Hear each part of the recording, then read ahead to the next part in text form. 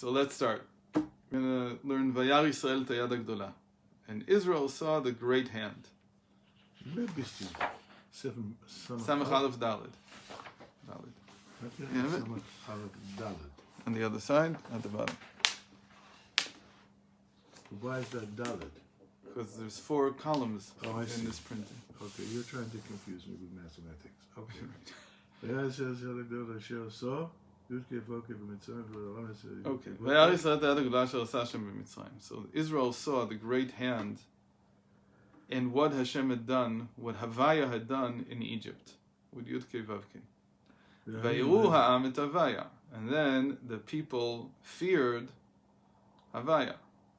Vayaminu means they believe, no? What? Vayiru is to fear. Yeah. Vayaminu is in the and then Vayaminu ba'Havayah v'Moshe Avdo. So this is only the second time.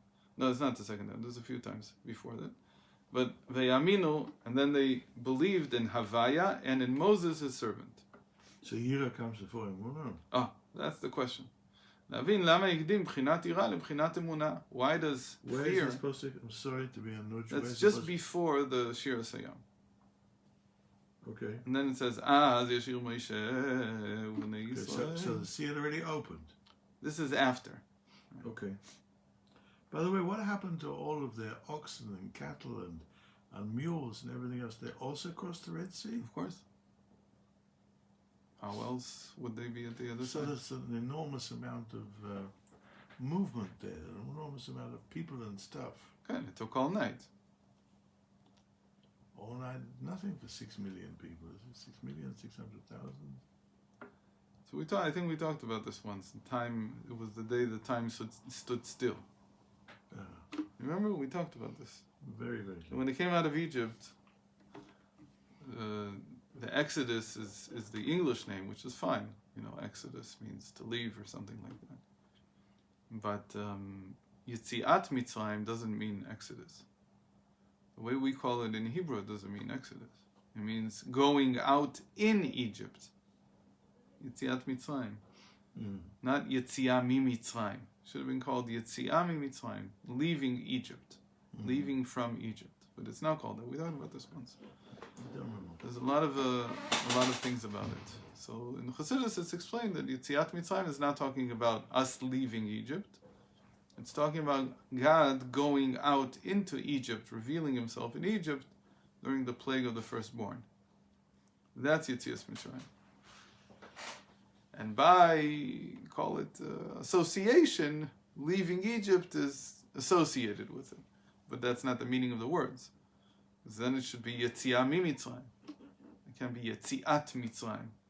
Otherwise, the only other option is that Egypt left. The Mitzrayim left. And that certainly isn't what it's trying to describe. Anyway, so we talked about once about there being a lack of sense of time during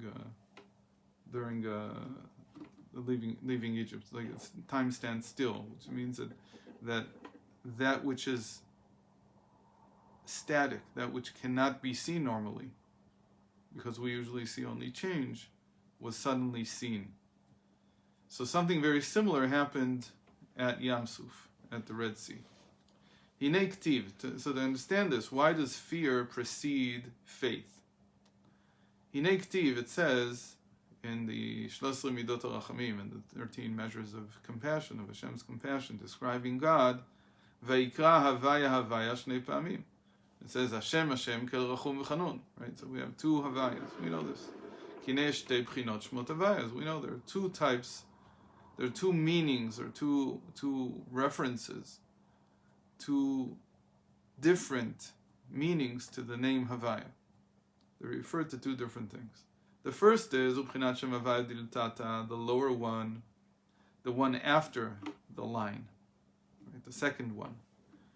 Havayah, Havayah. The second one, Hamehaveh Kol HaOlamot Me'ayin Liyesh, that brings everything out of nothingness into being. Ulavin Lashon Me'ayin Liyesh, Ve'lo Ktiv Ki Mimecha HaKol. How can you say that it comes out of nothingness? Everything comes from God. So why do you call the nothingness suddenly something that is the origin of everything, of all being? And you have to decide, what do you want to say? If you would say it's nothingness, so that sounds a lot like the Eastern traditions, that there's nothingness. And it's true. They get part of it, but they only see up to the line. They can only see so far. But nothing is only in relation to us here. Hashem was there. Yeah, of course. It was never nothing. Right, but to say that nothingness is something, you have to be able to see beyond the nothingness. Otherwise, all you see is nothingness. All you see is the empty space. All you see is the void. And again, when you go to the East, where they're the most advanced spiritually, in a certain sense, in the spiritual sense, they're very backwards materially, but they're very advanced spiritually. So there, the highest that they can come to is a sense that God is nothingness, that everything comes out of nothingness. And that's their highest achievement. Mm-hmm. But we know that behind that nothingness, even that nothingness is only the way it shows to us. And really Hashem is there. And that's called Ki Mimcha Hakol. Everything is from you, which is a pasuk from Divrei Hayamim. Very interesting, that only in Divrei Hayamim. Divrei Hayamim is called Sefer Yuchsin. We just learned it in the Gemara, in Daf Yomi, which was very interesting. I didn't chop it at the time, but the whole thing we learned from Levi Yitzchak last week was actually referred to in the blot that we learned on Friday. Oh. And there it says that somebody, I can't remember who it was now, he came and he said, and he wanted to learn before Rava, I think. He wanted to learn Agadata, he wanted to learn the Pnimius Torah. And he said to him, we don't teach Pnimius Torah to people like you. Sefer Yuchsin, he says. Divrei Hayamim. Why?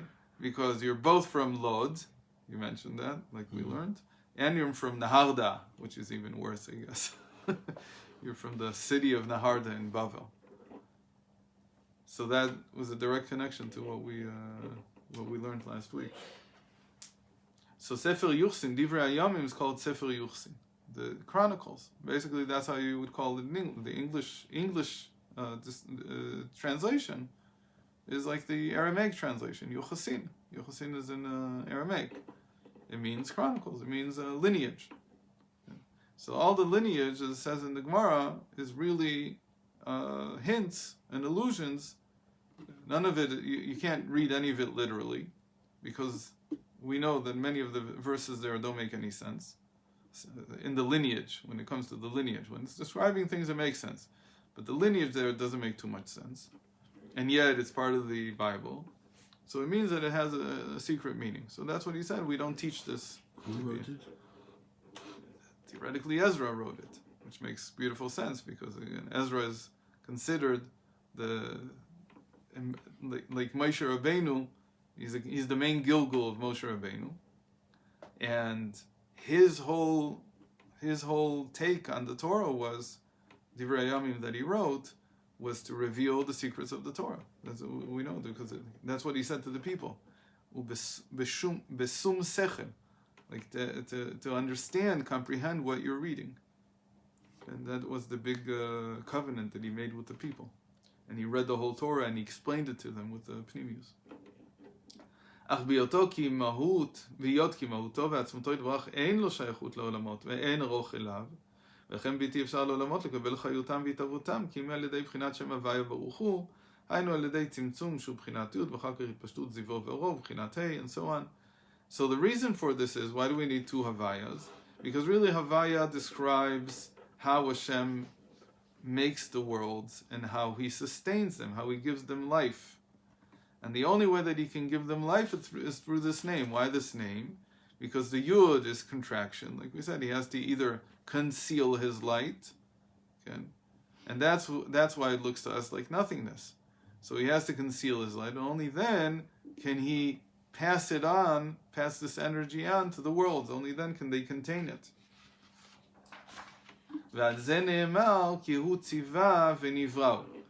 He commanded, it's a pasuk from Tehillim.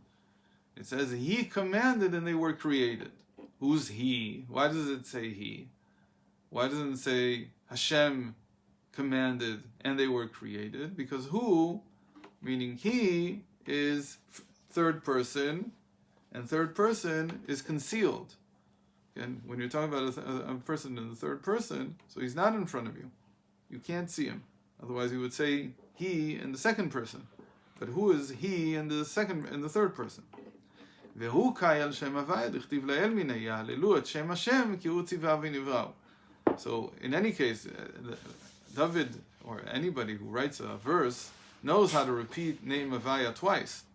So he can say, יהללו את שם השם, they shall exalt the name of Havayah, because Havayah commanded and they were created. The fact that he changes it, that he commanded and they were created, and he hides them and conceals them with the third person, that means that there's a concealment of God in order to create the world, in order to command the world to come into being. V'shem Havayah hu tziva, leshon itkashrut, v'nivrahu leshon ifal. So tziva, as we know from the Baal Shem Tov, is like tzavta. Okay? To command is to connect, like tzavta, zusammen. V'nivrahu leshon ifal. And they were created. It's not that he commanded and he created them. He commanded and they were created. Meaning, it's a passive verb. It wasn't done actively. Why? It can't be done actively. Because if it would be done actively, then nothing would feel distinct and separate from God. And just as for creation there has to be some contraction, and only then can there be an extension, B'chinat Shem Havayah, Ken Yeshem B'chinat Shem Havayah Dile'ela. But that's all with the second Havayah in the 13 measures of compassion. The first Havayah also works the same way. It's also a contraction and then an extension or expansion. But here it's something else, because here it's not talking about creation, it's talking about something else. What is it talking about? גם כן י' בחינת צמצום, והוא בחינת רצון. עלה במחשבה להיות הוויה דלתתא להיות העולמות. So in the first Havayah, he's talking about contracting his will. He's not talking about contracting his sustaining utterance. He's not talking about actually giving the world its energy to exist. He's talking about just even in his will. Even in his wanting the world, there had to be a contraction from the full state of wanting, of him himself, to the will, the way it was revealed to the second Havayah, to the second stage. So there's contractions along the way. So how many contractions do we have here? At least 2. But really we have 3, because there's the line in between them. So that's even a third contraction. So each one of these contractions is called, in Chassidus, a dilug. It's a skip, really. It's not just that something became smaller. It's that it's incommensurable to describe Hashem himself to the will to create the world. It's incommensurable to compare the will with the actual sustaining utterance. And it's incommensurable to compare the sustaining utterance with what the creation actually receives because it was done passively. So there's all kinds of levels of skipping here, stages of skipping, in order to allow something like this world to exist. So he gives an example from a human being. That you go and you decide that you're going to write a story. So the story is in your head, but it's in your head not the way it's going to be written. So it's only potentially in your head. The story is going to come out as only potentially in your head. But even the way it's in your head, you have to limit yourself. Why do you have to limit yourself? Because if you don't actually take your will, which is to write the story, and guide yourself to the chair, and sit in front of the computer, and take the keyboard out, and dedicate the time, the chunk of time needed, if you don't limit yourself that way, you don't confine yourself that way, you'll never even begin to write it. As much as it's in your head already, the story, you don't know all the words, you're very far from all the words. But even to just start putting the words to the screen or to paper or whatever it is, you have to confine your will. Because there's a million other things that you could have done during this time, right?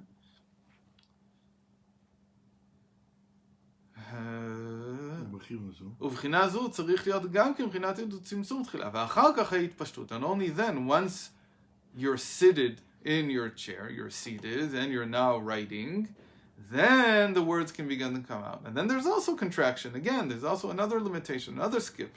Because the way the story is in your head, you probably see it. And now you have to limit it into words. And that's a sustaining utterance. That's already the words that you're going to put onto the sheet of paper. But you're trying to magbila Kodesh Baruch Hu. Why? Because you're saying that he has to do this contraction and that contraction. So that's how we understand it. He did it. In the end, he wrote the story. It's a very good story. It gives him a lot of pleasure. That's why Sefer Yetzirah says that the world was created with 3 books, because it's a very good allegory. It's a very good analogy to describe creation to the process of writing a book. That you have a sefer, you have the writer, that's the owner of the will, that's Baal HaRatzon here. And then you have the sipur, then you have the story as it's actually going to be written out. That's already the second Havayah here. And then you have the sipur, and then you have the sefer, the final result, which is the book that you can read. And that's the world. Right? So you have the owner of the will, and the will, that's the sefer. Then you have the sipur, you have the process of writing it out or speaking it out, whichever might be the case. And then you have the finished product, which is the book. And each one of them requires a skip, right? When people talk about writer's block, everybody knows what writer's block is, right? You sit down and nothing comes. Well, you don't make up stories. You write stories that you heard, or you saw. But people that make up stories, they have writer's block. Why do they have writer's block? Where does it come from? Because that's exactly that skip. That's exactly what it is. You have to move from you, the person, into the one who wants to write the story.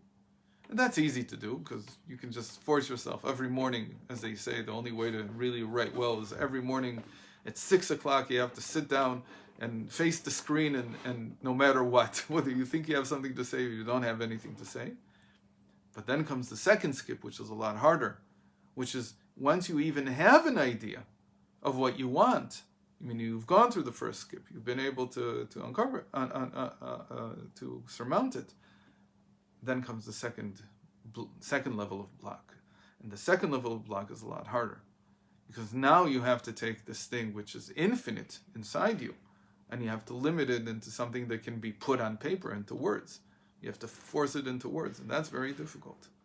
And so that's, in a certain sense, what people go through. They go through the same process that Hashem goes through. Every creative person faces some kind of block, because that's basically what Hashem. So now you say, but Hashem didn't go through all this.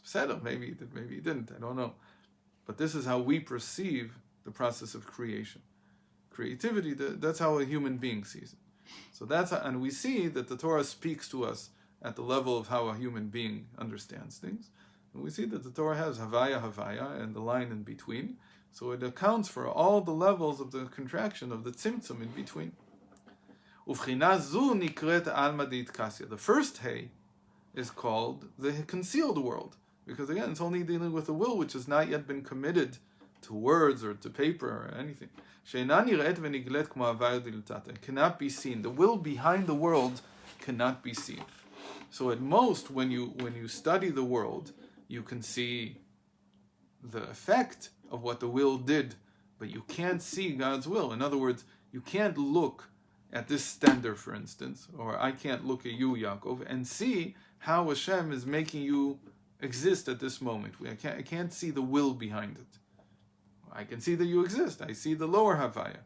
I see that there is tremendous, infinite potential in the neshama, that maybe I can see that, and how it's actualized in the person, and so on, that there's a limiting process between the two. But I can't see the will behind your existence. None of us can. Even about ourselves, we can't see the will. We talked about this once. There has to be a cut above us, otherwise we wouldn't be able to act freely. We wouldn't be able to be independent. We said that about the parents also, the same thing, that I can't see the will behind my parents wanting me. Even there, I can't see it. I wasn't there. Even though I was there, I wasn't there. And the conception is forever hidden. But if a person can see it, so he's something special. Reb Nachman has a whole story about it. And one of the betlers that he asks, and this is the same thing that the Baal Shem Tov, he took it from his grandfather, his great-grandfather, that whenever somebody new used to come to the Baal Shem Tov, he used to ask him, "Was gedankst du? What do you remember?" So, how far back do you remember? By the Alter Rebbe, he also asked the same question, but he didn't say it as a question. He didn't say, "What do you remember?" He says, "Do you remember Mount Sinai?" And anybody who couldn't remember Mount Sinai, you couldn't be in his in Lozna. You couldn't be in the yeshiva. Oh yeah. Yeah, that was one of the only questions that they asked. Do you remember Mount Sinai? Obviously, people answered the truth, whether they remember or don't remember. So only one people remembered it. What does it mean to remember it? You actually remember it. Do you have a recollection that Hashem gave us the Torah? Do you feel that the Torah is so real, that the giving of the Torah is so real that it's always present for you? I don't think that anybody has a memory the way you... It's like you remember things when you were very young. It's not 100% clear to you whether you remember the actual event, how things actually were, or whether it's a reconstruction in your head. But you have a point that you're reconstructing around. So for a person to remember Mount Sinai is to have that point that the Torah is so real for him. That Hashem is giving, he really feels that Hashem, it's not something I believe in just. It's a feeling. It's a sense that I have. That this is coming from God. So if you don't have that, you can't, it's very hard, it was impossible to learn in his yeshiva at the time. I think later on he opened it more. But during that time, it was limited. Do you remember how Sinai? I'm afraid to say that I think I do, but maybe I'm wrong. But from a very, very young age, I didn't see I didn't feel that it was a story. Meaning I didn't come to believe it because somebody told me about it. I didn't feel it was like some kind of something that I have to believe in. It was a fact in your consciousness. It's sort of like it's a sense. It's a sense that you have that this is how Torah was given. It was only later that I understood really what he meant. I once taught this in length, that there are certain things that the Torah describes that you can't treat as history. You cannot take them as historical events. What do you mean? It happened once, but that's not the point. Because Rashi says, "B'chol yom yu b'einecha kechadashim," that every day it should be as if it was given to you today. So decide, if it's something in the past, so how can I remember it?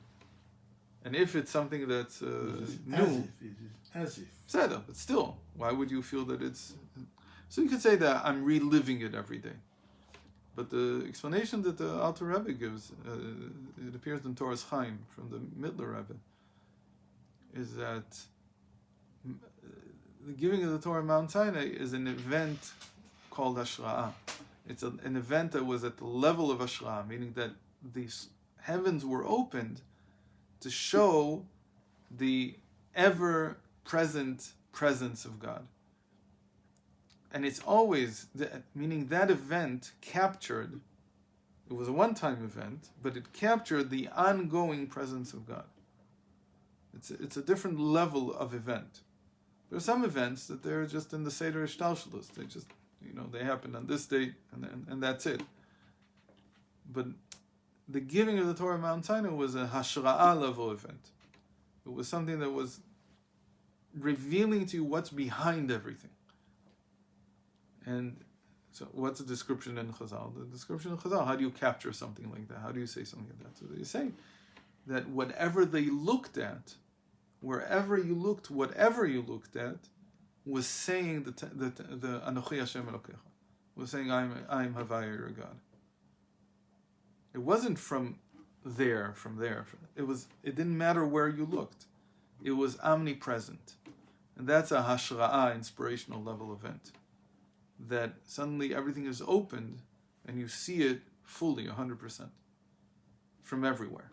That's why I usually use the cosmic background radiation as an example of that. Because you take your antenna, it doesn't matter what you pointed at, in what direction, it doesn't matter. You register this 3.7 Kelvin degrees of radiation from everywhere, coming from everywhere at the same time. So that's the physical counterpart to Ma'amad al-Sinai. So to remember it is really not to remember it as an event. It's here. It's to be part of you. Okay, it's right now. That's what it means. Whenever you learn Torah, are you feeling that this is what Hashem is giving me right now? This is what's coming from Mount Sinai, this moment. If you're not learning Torah like that, then the Alter Rebbe said, you won't have Chassidus. You won't get it. I just saw something very interesting. You know that I have this new version. They're putting it out, I guess. It's a guy called David Cohen. I don't know who he is. He's responsible for this project. And I fell upon him not long ago when he started sending me the preprints. These are apparently going to be how the new Torah Or is going to come out. It's a new project. So it's both going to be vowelized and also the sources. They added a lot of sources and they moved them because it's impossible. I hope they move them. I don't know. It could be that this is just a transitional. But I hope that they move the footnotes, the endnotes in the Torah Or that's in front of you, which is impossible to use. You can't. It's just not normal. So they put it on the page.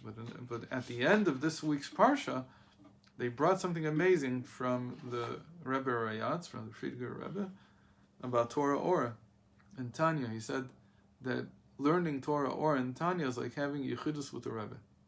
Uh-huh. That the Rayatz said. And he said it's for anyone who can't have Yechidus. So this is not Likutei Torah, Torah Or Dafka. And the book that we're learning now. And somebody asked him during the Farbrengen, so you must mean in terms of avoida, but not in terms of tikkun. Meaning during a yechidus you also get instructions, personal instructions for what you need to do. That's called tikkun. Avoida is more general. He said, yes, it goes without saying, because tikkun, even from time to time, it changes. So all the more so that it can't be in Yechidus. The Yechidus, the whole point of Yechidus in this case is like avoda, is uncovering the service of the spiritual service. So all this is called Almadit Kasi. All this is called the concealed world. The sea, the big sea, everything's The Havayah, the first Havayah. Which cannot be seen and revealed like the lower, the second Havayah. And that's why Paro said, who is God? I don't recognize him. Mi Hashem asher, right, it doesn't say here who. But in the Pasuk it doesn't say who. It just says, Mi Hashem asher shma bekulo, lo yadati et Hashem. I don't know who he is. Shelo yimin lebchinat shem Havayah de leila. Because when it comes to the first Havayah, that there is a will behind all of this, everything that we're seeing here, that you have to have faith. But the second Havayah, that's what all the nations agree, that there is a power here. There's something here, right? Unless you're a scientist and then you call it laws of physics. But you mean that there's a power here. Something's sustaining this, right? There's some energy here. So where did it come from? It came from the Big Bang. Doesn't matter. In the end, there's some energy sustaining it. That's the second Havayah. But the first Havayah, to say that behind all this energy, all these events, all this order that's come into being, there is a will, for that you need faith. And that Paro didn't believe it. Because he didn't believe that there was anything beyond what you see. Because the fact that everything is to be sustained in some way, that it's sustaining utterance, not an utterance, something else is sustaining it, the nihilist, doesn't matter. That he, of course, believed in, because no normal person will think, if you don't think that there's any kind of anything sustaining, then you feel that there's no order. You're a madman. You're just crazy. And sometimes you feel that way. There's no order. But still, you know that even in the disorder, there's something sustaining it, because you see that it doesn't fall apart.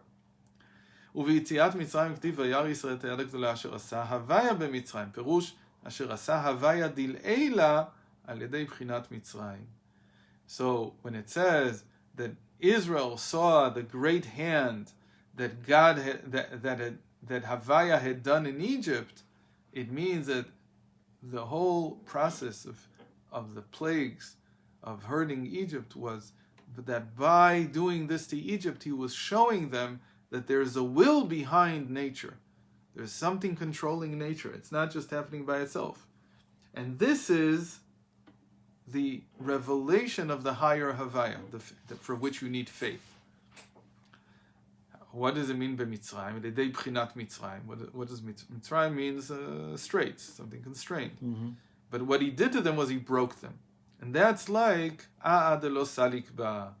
That's like a tree that cannot catch fire. So what do? You chop it up into little pieces. So because they couldn't see it before Moshe Rabbeinu came to Egypt, so breaking Egypt was in order to show the Jewish people that there's something beyond nature, that there's a will behind all of this. It's not just happening for nothing. Okay? So by chopping it up, by breaking Egypt, it's called Nagof leMitzrayim v'rafo leYisrael, as the prophet says, that he plagues Egypt, and by doing that, he heals Israel. In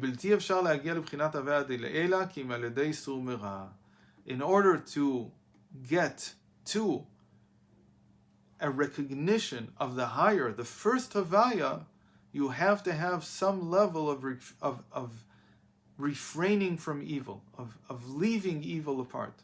And that's what's called, that you have to have a sense of negation. So it could be the negation of self, like bittul. It could be the negation of reality, like what happened in the plagues in Egypt. Something, for God to be revealed, there has to be a negation of the present order of things. And which is why you would probably feel, you should feel, I think, that the fact that there's no more normal, and they negated it, they completely obliterated it, is a chance for something higher to appear. But there has to be a certain breakage. Breakage doesn't have to be something negative. It doesn't have to be that somebody would die or anything like that. It just means that what you were doing until now, you can't continue doing. That's a good explanation. It's a new normal. You're fine. You're alive. You're going to work. You're just doing everything differently. Definition of normal is me. I'm the only normal person. So now that you had to change, that negation is an opening in the heavens. It's an opening for you to be able to see the will behind everything. It's like, well, a doctor wrote me about, he said that sometimes God sends you a little thing so you can change your whole life and make it a lot better. So he gives you a new condition, so that you have to change everything. And by changing everything, then suddenly everything in your life is different. You live a longer life, better life. But when you do that spiritually, when you take out something that's not good for you, you do a spiritual diet, and you get rid of things that are not good for you, then suddenly the heavens open up. It's very hard. That's why you don't do it every day. You do it once every while. You don't change your whole nature. You change your whole nature. That's called the negation. The negation, sur mera, refrain from evil. It's any kind of negation that leads to a recognition of the first Havayah, of the concealed world. And that's something that people don't fully understand. That if you want to see something beyond what you're seeing now, you have to diet. You have to take something out. Preferably something negative. But even if you would take something positive out, it would also work, by the way. Why would you want to take something positive out? Because you want to do something better. You do it even better. But really, you should do it with the negative things. Because that's why you have them in the first place. No shortage of negative things. Right? You won't run out. So don't worry. You'll have new ones tomorrow. But the moment that you negate for a long time, if somebody has a bad habit, and they're able to break it, the benefit is greater than creating a new habit. Because a new habit's not going to reveal anything new. It's just a new habit. But when you break an old habit, that is something completely different. That negation, that's what he calls, that's like the plagues of Egypt. That's like breaking the normal. That reveals something. Okay. And that's what he says that Havayah did in Mitzrayim. The higher Havayah, he did that in Mitzrayim. So he broke open reality in order to show himself. And that's the benefit that you get from negating reality. Lav kodem lehen, and just as we know that when they received the Torah, so there's a lot to discuss about here. He has a lot of Marei Makomot, but it's the idea that it says in Tehillim twice and then in Proverbs once, Sur mera v'aseh tov. Again, first negate, refrain from evil, and then do good. So the Baal Shem Tov and the Magid and everybody thought that really aseh tov u'mimeli sur mera. You should do good, and then anyway you'll get the negation. So that needs to be discussed separately. But the pshat is, the literal reading of these verses is that when you negate, you merit to see the good. Aseh tov. It's like you create the good. You see, you create something new that you haven't seen. Okay. And the way that this is described, what we want to say regarding the Torah is that the lo ta'aseh, the prohibitive commandments, are higher than the prescriptive commandments. And how do we know that? Because shasa, 365 prohibitive, and 248 prescriptive. So they relate to the verse, Ka im shmi shasa. Ze shmi le'olam, v'ze zechi ledor dor. What he said at the end of the war with Amalek.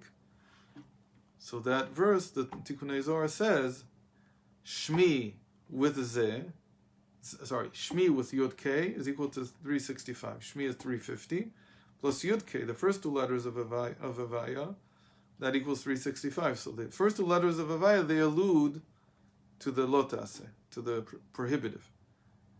Zichri with Vav K, with 11, it's equal to 248. Okay, so 237 plus 11 is 248, because Zichri equals 237. So the two final letters of Havayah, they relate to the prescriptive, to the aseh. So the lo ta'aseh is higher than the aseh, and that's what it means that they comes first, as it were, the prohibitive. How much time do we have? We don't. What happened to time? Time did not stand still. Let's just read the next paragraph and finish until the נקודתיים. והתערות הדלתתא שצמצם את עצמו להיות סור מרע נעשה לעילה בחינת יוד ובחינת צמצום.